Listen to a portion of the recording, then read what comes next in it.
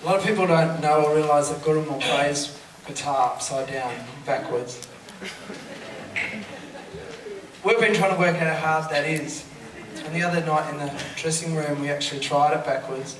So we're just going to give you a quick demo. But I need Gurrumul to play backwards too, so you have to actually play the other way around.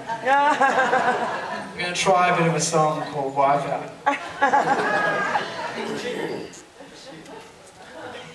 Other way around, come on, here we go. This is how hard it is.